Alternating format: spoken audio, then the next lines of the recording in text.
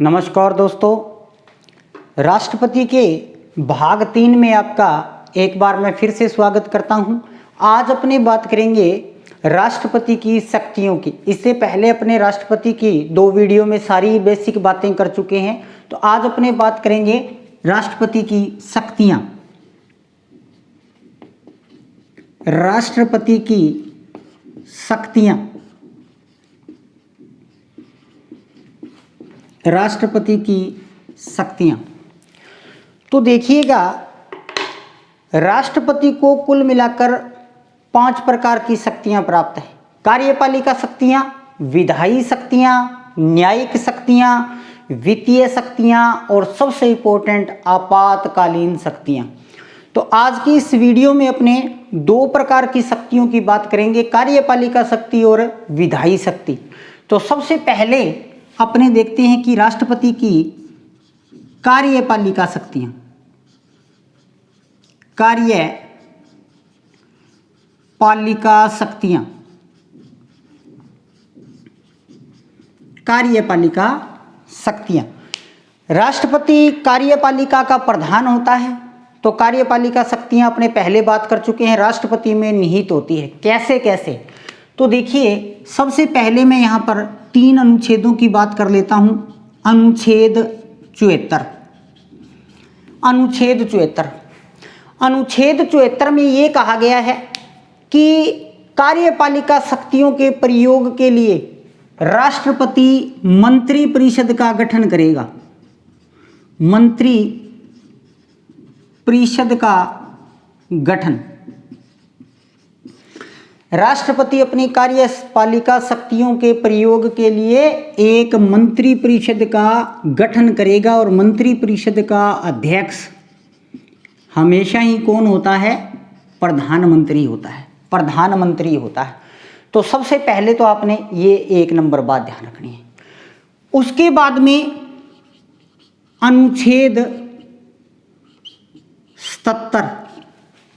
अनुच्छेद 77, अनुच्छेद 77 में ये कहा गया है कि कार्यपालिका के सभी कार्य जिनको शब्द लिखा हुआ होगा कृत्य राष्ट्रपति के नाम से किए जाएंगे। राष्ट्रपति के नाम से किए जाएंगे। तो अनुच्छेद 77, सभी कार्यपालिका कार्य राष्ट्रपति के नाम से किए जाएंगे। सरकार के सभी निर्णय राष्ट्रपति के निर्णय हैं, वो माने जाएंगे। इसके बाद में मैं बात करूं अनुच्छेद 78। अनुच्छेद 78, अनुच्छेद 78 में देखिए क्या है? राष्ट्रपति संघ की सूचना प्रधानमंत्री पीएम से मांगता है। राष्ट्रपति संघ के कार्यों की सूचना प्रधानमंत्री से मांगता है। अनुच्छेद 78। और ये अनुच्छेद अपने प्रधानमंत्री में भी पढ़ते हैं कि प्रधानमंत्री अनुच्छेद 78 राष्ट्रपति और मंत्रिपरिषद के मध्य की कड़ी होता है। मंत्रिपरिषद के मध्य की कड़ी होता है। तो देखिए दोस्तों, राष्ट्रपति की कार्यपालिका शक्तियों में आपने 3 बातें ध्यान रखनी है। अनुच्छेद 74, वो मंत्रिपरिषद का गठन करता है, अध्यक्ष प्रधानमंत्री। अनुच्छेद 77, कार्यपालिका के सभी कार्य राष्ट्रपति के नाम से किए जाते हैं। अनुच्छेद 78, राष्ट्रपति संघ की सभी सूचनाएं जो हैं वो प्रधानमंत्री से मांग सकता है। इसके बाद में देखिए, राष्ट्रपति की जो कार्यपालिका शक्तियां हैं उसमें सबसे इंपॉर्टेंट है कि राष्ट्रपति जो है वो कार्यपालिका शक्तियों का प्रयोग करते हुए कौन कौन सी नियुक्तियां करता है। कौन कौन सी नियुक्तियां करता है राष्ट्रपति द्वारा की जाने वाली नियुक्तियां। तो सबसे पहले और सबसे इंपॉर्टेंट, प्रधानमंत्री व मंत्रिपरिषद की नियुक्ति। मंत्रिपरिषद की, तो वैसे तो मंत्रिपरिषद में ही प्रधानमंत्री आ जाएगा, लेकिन प्रधानमंत्री और मंत्रिपरिषद की नियुक्ति। फिर भारत के जितने भी राज्य हैं उनके राज्यपालों की नियुक्ति। राज्यपाल, प्रत्येक राज्य के राज्यपाल की नियुक्ति। उसके बाद में 3 नंबर बहुत ही इंपॉर्टेंट है, उच्चतम व उच्च न्यायालय की, उच्चतम व उच्च न्यायालय के न्यायाधीशों की। इसमें ये चीज इंपॉर्टेंट है क्योंकि अधिकतर बार प्रश्न पूछ लिया जाता है कि जैसे कि राज्य उच्च न्यायालय के न्यायाधीशों की नियुक्ति कौन करता है, तो वहां पे अपने दिमाग में ये बात रहती है कि राज्य है तो राज्यपाल करता होगा। नहीं, नियुक्तियां उच्चतम और उच्च न्यायालय दोनों में भारत का राष्ट्रपति करता है। इसके बाद में महान्यायवादी की नियुक्ति, अटॉर्नी जनरल ऑफ इंडिया, ये 4। इसके बाद में राष्ट्रीय स्तर के जितने भी आयोग हैं, राष्ट्रीय स्तर के आयोगों के सदस्य व अध्यक्षों की, इन सब की नियुक्ति राष्ट्रपति करता है। इसके अलावा भी 2-3 बातें हैं वो मैं आपको बता देता हूं। तो देखिए, राष्ट्रपति द्वारा नियुक्ति, तो राष्ट्रपति जो नियुक्ति है वो मंत्री परिषद की करता है, यानी कि वो प्रधानमंत्री और अन्य मंत्रियों की नियुक्ति करता है, राज्य में राज्यपालों की नियुक्ति करता है, उच्चतम व उच्च न्यायालय के न्यायाधीशों की नियुक्ति करता है, भारत के महान्यायवादी की नियुक्ति करता है, राष्ट्रीय स्तर के जो आयोग हैं उनके अध्यक्ष और सदस्यों की नियुक्ति भी वो करता है। इसके अलावा वो मुख्य चुनाव आयुक्त, अन्य आयुक्तों की नियुक्ति करता है, भारत के महालेखा परीक्षक की नियुक्ति करता है। इसके अलावा वो संघ शासित प्रदेशों के प्रशासकों की भी नियुक्ति करता है, संघ शासित क्षेत्रों के प्रशासकों की भी नियुक्ति करता है। लेकिन ये 5 मैंने यहाँ स्पेशली इसलिए लिखे हैं कि प्रश्न लगभग इन्हीं में से आ जाता है, प्रश्न लगभग इन्हीं में से आ जाता है। तो राष्ट्रपति की जो कार्यपालिका शक्तियां हैं उसमें आपने ध्यान रखना है अनुच्छेद 74, अनुच्छेद 77, अनुच्छेद 78 और फिर उसके बाद में नियुक्तियां। अब अपने बात करेंगे राष्ट्रपति की विधायी शक्तियां, राष्ट्रपति की विधायी शक्तियां। देखिएगा दोस्तों, विधायी शक्तियों के अंतर्गत यदि मैं बात करूं तो मूल अनुच्छेद कौन से आते हैं, तो मूल अनुच्छेद 79, उसके बाद में 85 के बाद में 87 के बाद में 108 के बाद में 111 यानी कि 111, ठीक है। इसके बाद में 200, ये मूल अनुच्छेद है। इसके अलावा भी 1-2 बातें और हैं वो मैं आपको बता दूंगा। अब देखिए, सबसे पहले अनुच्छेद 79 की अपने बात कर लेते हैं। तो 79 के अंदर राष्ट्रपति को व्यापक विधायी शक्तियां दी गई हैं। इसमें सबसे इंपॉर्टेंट क्या है, संसद का सत्र बुलाना व 17 वसान करना। तो राष्ट्रपति संसद का सत्र बुलाता है और 17 वसान का मतलब उसकी समाप्ति करता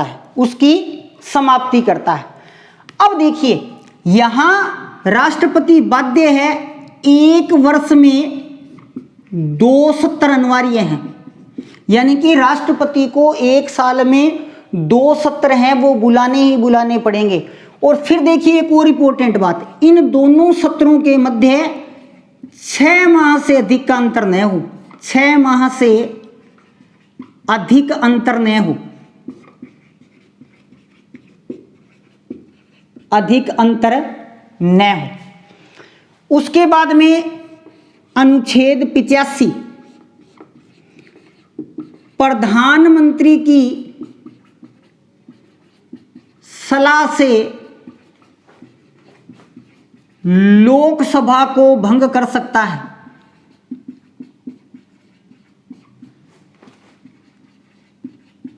लोकसभा को भंग कर सकता है।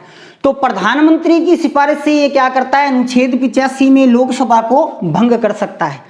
इसके बाद में देखिएगा अनुच्छेद 87, इंपॉर्टेंट है भी अनुच्छेद 87। देखिए दो बातें हैं, नई लोकसभा का गठन, नई लोकसभा का गठन और प्रत्येक वर्ष लोकसभा की प्रथम बैठक, इसको क्या है, राष्ट्रपति आवश्यक रूप से क्या करेगा, संबोधित करेगा। अब देखिए यदि मैं उसको पूरी लाइन को कंटिन्यू बोल के दिखाऊं तो राष्ट्रपति के लिए अनिवार्य है, कंपलसरी है, वो प्रत्येक नई लोकसभा के गठन की पहली बैठक और प्रत्येक वर्ष की पहली बैठक को संयुक्त अधिवेशन को संबोधित करेगा। तो देखिएगा जब भी नई लोकसभा का गठन होता है, पहली बैठक जो होती है उसको राष्ट्रपति संबोधित करता है, फिर प्रत्येक वर्ष पहली बैठक को भी राष्ट्रपति है वो संबोधित है वो करता है। इसके बाद में देखिए, इसके बाद में अपने बात करते हैं अनुच्छेद 108 की। अनुच्छेद 108 साधारण विधेयक पर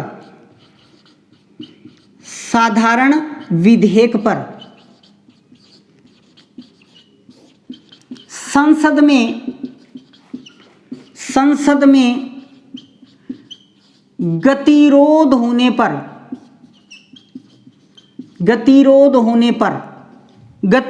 पर देखिए क्या होता है, राष्ट्रपति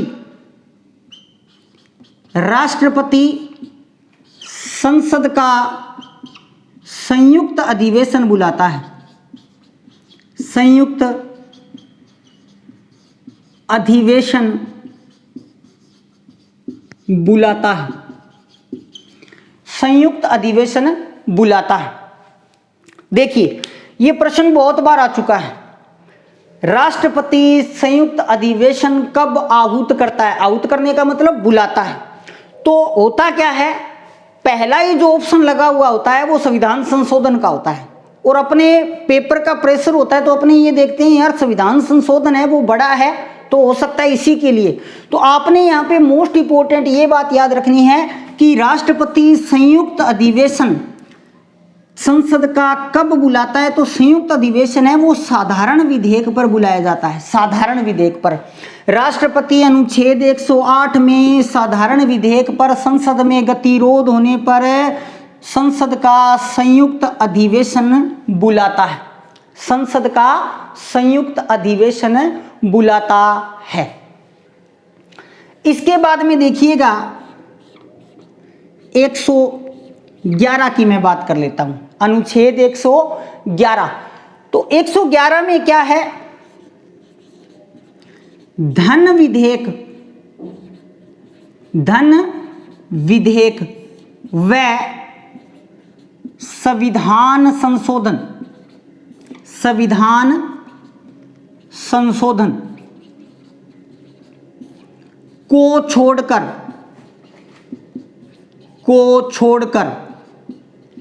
अब देखिए, एक तो आप धन विधेयक छोड़ दीजिए क्योंकि धन विधेयक है वो राष्ट्रपति की पूर्व अनुमति से रखा जाता है, और एक संविधान संशोधन छोड़ दीजिए।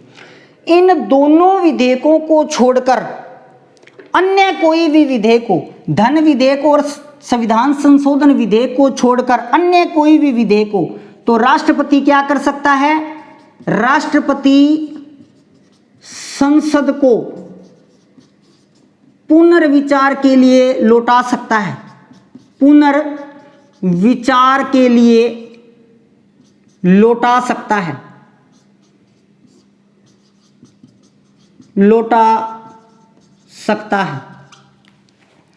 धन विधेयक की पूर्व अनुमति ली जाएगी और संविधान संशोधन, इन दोनों को छोड़कर अन्य किसी भी प्रकार का विधेयक है तो राष्ट्रपति क्या कर सकता है, उसको दोबारा विचार के लिए लौटा सकता है। फिर आपने यहां पे एक इंपॉर्टेंट बात याद रखनी है, बहुत ही मोस्ट इंपॉर्टेंट बात। क्या याद रखोगे? यदि पुनर्विचार वाला विधेयक संसद के पास चला गया, अब संसद उसे संशोधन करके भेजे, चाहे वो उसको बगैर संशोधन भेजे, जब दोबारा संसद राष्ट्रपति के पास उसको भेजेगी तो राष्ट्रपति अनुमति देने के लिए बाध्य होगा। यानी कि राष्ट्रपति ने क्या किया, संसद को पुनर्विचार के लिए भेज दिया, अब संसद ने उसके ऊपर दोबारा विचार किया, लेकिन संशोधन किया है तो भी ठीक है और संशोधन नहीं किया है तो भी ठीक है। राष्ट्रपति के पास जब वो दोबारा आएगा तो राष्ट्रपति उसके ऊपर अनुमति देने के लिए बाध्य है। राष्ट्रपति उसके ऊपर अनुमति देने के लिए बाध्य है। अब देखिए, विधायी शक्ति 79 संसद का सत्र बुलाता है, उसकी समाप्ति की घोषणा करता है, राष्ट्रपति इसके लिए बाध्य है। एक साल में 2 सत्र और 2 सत्रों में 6 माह से ज्यादा का अंतर नहीं होना चाहिए। 85 में वो प्रधानमंत्री की सलाह पर लोकसभा को भंग करता है। 87 नई लोकसभा के गठन और प्रत्येक वर्ष की पहली बैठक को राष्ट्रपति संबोधित करता है। ठीक है। अनुच्छेद 108 मोस्ट इंपोर्टेंट, साधारण विधेयक पर संसद में गतिरोध होने पर वो संयुक्त अधिवेशन बुलाता है। और मैं आपको ये और बता दूं, यहाँ पे जो संयुक्त अधिवेशन बुलाता है इसका अध्यक्ष लोकसभा अध्यक्ष होता है। लोकसभा अध्यक्ष ही इसकी अध्यक्षता करता है। इसके बाद में 111 धन विधेयक और संविधान संशोधन विधेयक को छोड़कर अन्य विधेयकों को वो संसद के पास पुनर्विचार के लिए लौटा सकता है। संसद उसमें संशोधन करे न करे, दोबारा जब वो राष्ट्रपति के पास आएगा तो राष्ट्रपति उस पर अनुमति देने के लिए बाध्य है। इसके अलावा देखिए दोस्तों, विधायी शक्तियों के अंदर एक चीज और है, राष्ट्रपति जो है वो संसद में 14 सदस्य मनोनीत करता है। 14 सदस्य मनोनीत करता है। बहुत बार प्रश्न है वो आ चुका है, 3 बातें हैं और तीनों ही बार बार पूछी जा चुकी है। राष्ट्रपति संसद में कितने सदस्य मनोनीत करता है? 14। अब राष्ट्रपति राज्यसभा में कितने सदस्य मनोनीत करता है? तो राज्यसभा में राष्ट्रपति 12 सदस्य, अनुच्छेद 80 और वो कला साहित्य विज्ञान के क्षेत्र से आते हैं, 4 क्षेत्रों से आते हैं। ठीक है, कला साहित्य समाज सेवा और विज्ञान, ठीक है, 4 क्षेत्रों से आते हैं। 2 सदस्य वो लोकसभा में मनोनीत करता है, लोकसभा में मनोनीत करता है 2 सदस्य। कौन से? आंग्ल भारतीय यानी कि एंग्लो इंडियन। यदि लोकसभा में उनका प्रतिनिधित्व नहीं है तो लोकसभा में 2 सदस्य राष्ट्रपति आंग्ल भारतीय मनोनीत कर सकता है। कौन से अनुच्छेद में? अनुच्छेद 331 में। तो संसद में 14 सदस्य, राज्यसभा में 12 सदस्य और लोकसभा में 2 सदस्य। लोकसभा में 2 सदस्य। तो 79, 79, उसके बाद में 87 की बात की अपने ने, फिर अपने ने 108 की बात की, फिर 111 की बात की और फिर ये संसद में उनके द्वारा मनोनीत सदस्य है। और विधायी शक्तियों में सबसे इंपॉर्टेंट जो रह गया, अपना लास्ट जो बात है वो रह गई इसके अंदर, वो बहुत ही इंपॉर्टेंट है। राष्ट्रपति की अध्यादेश जारी करने की शक्ति। अध्यादेश जारी करने की शक्ति,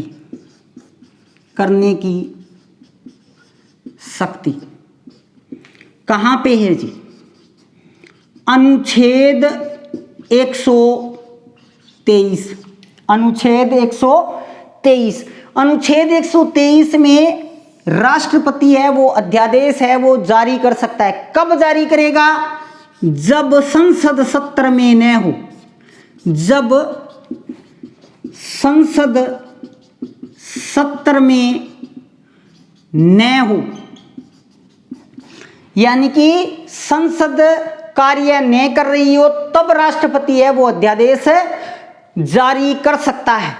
और कैसे?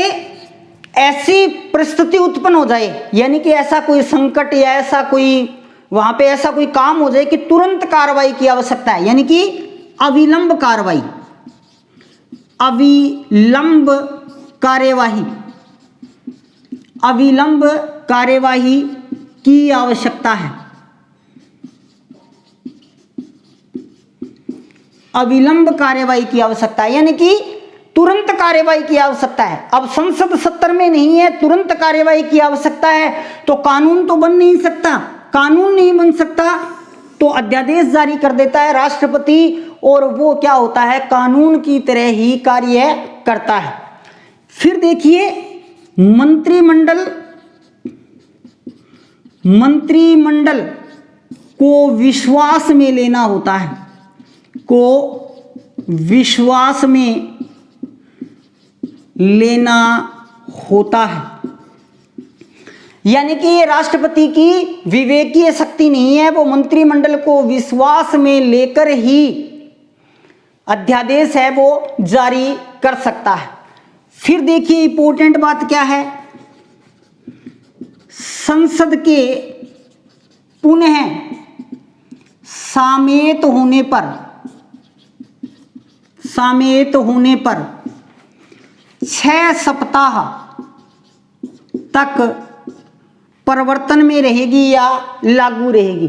तो इस चीज को समझिए आप, संसद को पुनः सामयिक होने पर, यानी कि अध्यादेश जारी कर दिया और अध्यादेश जारी करे हुए को कुछ समय बीत गया, बीतने के बाद में संसद की कार्यवाही स्टार्ट हो गई, यानी कि संसद के पुनः सामयिक होने पर अब संसद स्टार्ट हो चुकी है, तो जिस दिन से संसद स्टार्ट हो जाएगी उस दिन के बाद में सिर्फ 6 हफ्ते तक ये अध्यादेश है वो जारी रह सकता है।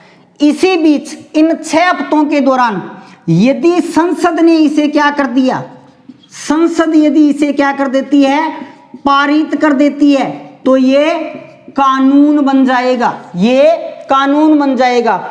और संसद यदि इसे पारित नहीं करती है, यानी कि संसद इसे क्या कर देती है,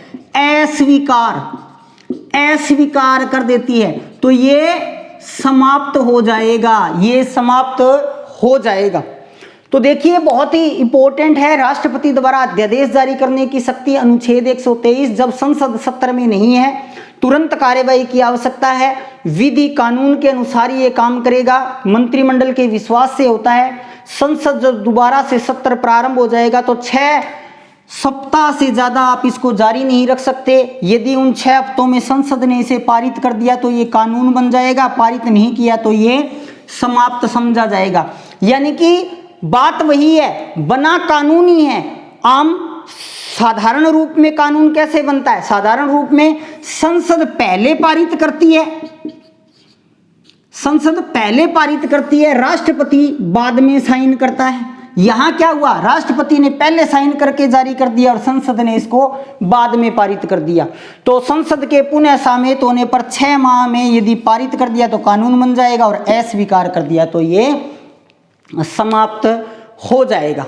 तो देखिए दोस्तों, बड़ी बड़ी बातें याद रखनी। आज अपने ने 2 शक्तियों की बात की, कार्यपालिका शक्ति तो 74, 77 और 78, उसके बाद में राष्ट्रपति की नियुक्तियां, और फिर विधायी शक्तियों में अपने ने बात की 79, 87, 108, 111, इसके अलावा 80, 313, और फिर अपने ने बात की 123 अध्यादेश जारी करने की। तो अंतिम इसका जो चौथा भाग होगा उसमें अपने अन्य 3 बची हुई शक्तियों की बात करेंगे। जय हिंद, जय भारत।